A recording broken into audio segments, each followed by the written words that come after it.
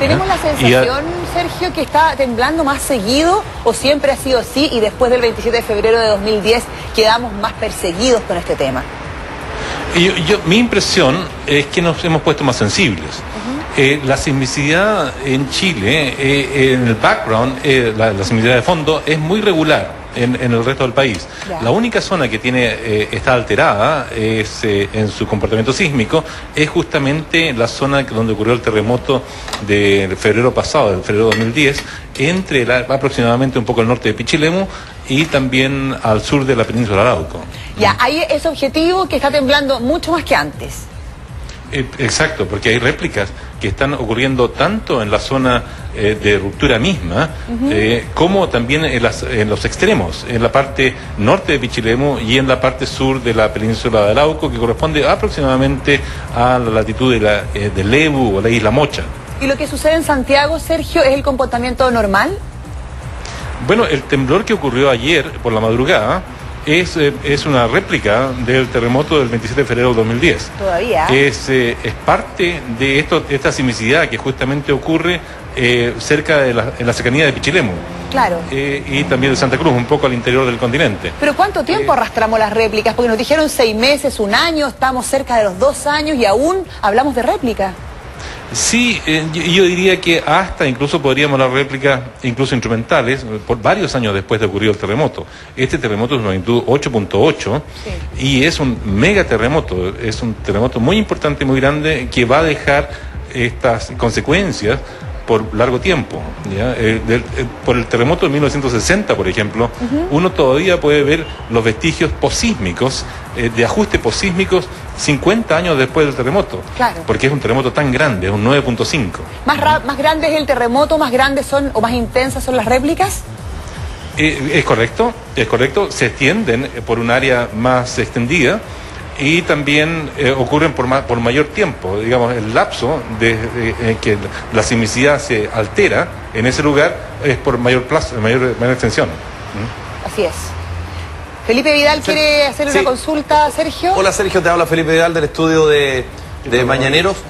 Una pregunta, yo señalaba que la réplica de febrero de este año, que fue un día viernes, no me recuerdo exactamente la fecha, pero fue en febrero sí, que fue grado 7, ¿se espera todavía la posibilidad de una réplica cercana a los 7 grados en la franja norte de la ruptura? Es decir, como tú decías, al norte de Pichilemu, y que por lo tanto nosotros los capitalinos la vamos a sentir, digamos, potente. Bueno, eso sería prácticamente una predicción de un evento sísmico. Y en este momento nadie lo puede hacer. Nosotros no tenemos las herramientas, no tenemos la metodología como sismólogos en el mundo. No existe una metodología que permita pronosticar la ocurrencia de temblores e incluso de estas réplicas. Y la lógica que se haya...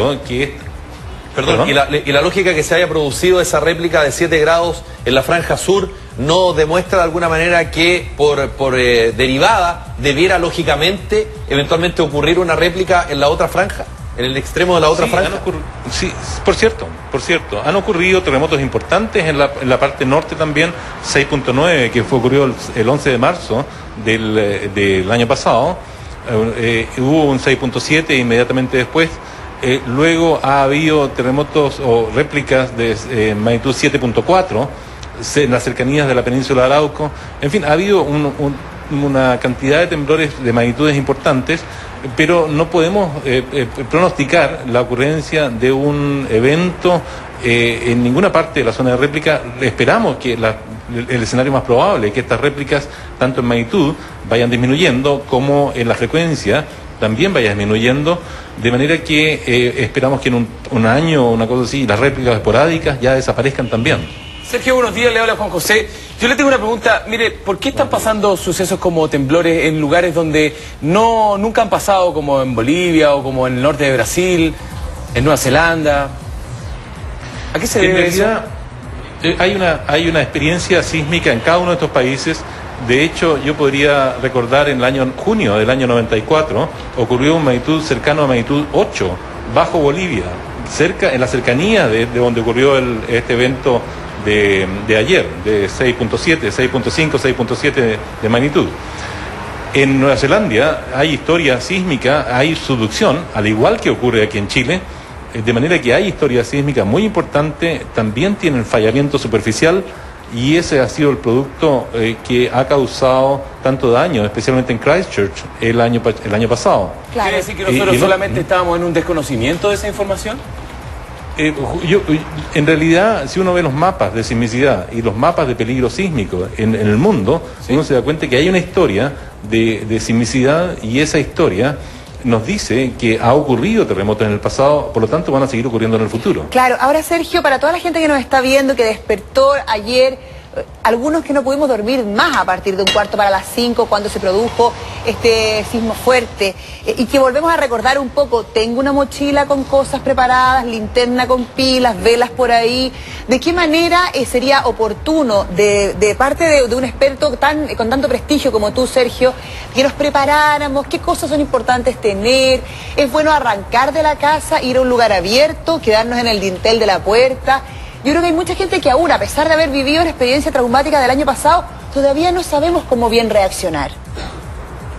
Sí, yo creo que la pregunta es muy adecuada en estos momentos para un país como Chile, en cualquier momento en realidad, porque Chile es un país sísmico y tiene que estar preparado continuamente para enfrentar estas situaciones.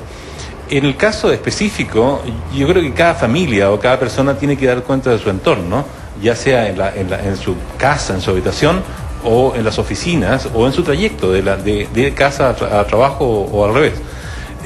Lo primero, yo creo que uno tiene que darse cuenta es que exista un espacio de seguridad donde esté, que no vayan a caer objetos encima, que los vidrios probablemente de las casas o las ventanas no se vayan a caer en ese lugar. Es ubicar un lugar seguro.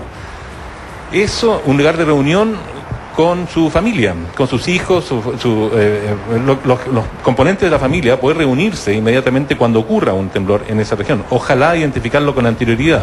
Claro, y posteriormente tener las herramientas para poder informarse, tener agua a mano y un poco de comida básica, pero en general yo diría que la primera cuestión es asegurarse de la vida, y no exponerse a daños de producto de caída de objetos o de vidrios. Sergio, esta pregunta representando un poco de la inquietud de la gente del norte, con todas estas pequeñas liberaciones, ¿es posible que este megaterremoto que se anuncia, que se ha esperado en la zona norte, se haya disminuido o se esté disminuyendo en su intensidad? Lamentablemente no. Los procesos de convergencia de la placa de Nazca bajo la placa sudamericana es aproximadamente en esa región del orden de 6,5 centímetros por año. Entre terremotos transcurre mucho tiempo, unos 100 años, 130 años, 200 años. Entonces, si uno espera durante 100 años a esa convergencia de 6,5 centímetros por año, hay 6 metros acumulados o 6,5 metros de desplazamiento, y si transcurre 200 años hay 13 metros de desplazamiento acumulado. Los temblores chicos solamente liberan milímetros, y no necesariamente en esa zona donde están las placas acopladas. Es decir, la placa de Nazca no penetra bajo la placa sudamericana porque hay un contacto que le impide, y solamente cuando esa fricción o contacto es superado por la acumulación de energía o de formación, entonces se rompe y se produce el gran terremoto. Estos terremotos grandes, por ejemplo, volviendo al caso del 27 de febrero, desplazó del orden de 20 metros, es decir, a razón de 6 centímetros por año. Este terremoto ocurriría eventualmente cada 300 años. Entonces, durante esos 300 años se acumula esa energía, y está ocurriendo eso en todas partes de Chile. Así es. Solamente que en la parte del terremoto del 2010 o la zona de 1960 han ocurrido terremotos tan grandes que es muy difícil que se vuelva a acumular energía en forma tan pronta, y hay que esperar unos cientos de años. Sí, Sergio, yo sé que la lógica de la sismología lo tiene, y así está establecido por los estándares y por las escalas, pero ¿cómo un ciudadano común y corriente puede entender que, por ejemplo, un temblor de 6 grados versus uno de 8 hay solo 2 grados de diferencia Richter y la devastación es exponencialmente superior. Justamente la descripción lo revela, exponencialmente. Hay una razón de 10 entre el grado y grado, es decir, pero 10 elevado a algo, y ese algo es 1,5. De manera que si un temblor de magnitud 7 se compara con un temblor de magnitud 8, el temblor de magnitud 8 tiene 30 veces más, libera a veces 30 veces más energía. Un temblor de magnitud 9 libera 900 veces más energía. Claro. Entonces eso implica que un grado de Richter, de la magnitud en Richter, en realidad son 30 veces más grande en liberación de energía. Así es. Bueno, Sergio Barrientos, sismólogo, una autoridad para hablar de estas materias, ha estado esta mañana en Mañaneros. Queremos agradecerte, Sergio. Además nos sirve de ayuda a memoria, de recordatorio, si estos despertares un poco incómodos nos hacen revivir, prepararnos, de alguna manera conversar en familia, como tú mismo nos sugieres, para tener puntos de reunión segura, alguna mochila con algunas cosas básicas. En un país como el nuestro, esto es pan de cada día, así que tenemos que estar preparados y no sorprendernos por el movimiento. Tener esa conversación es urgente. Muchas gracias, Sergio. Ciertamente, muchas gracias a ustedes.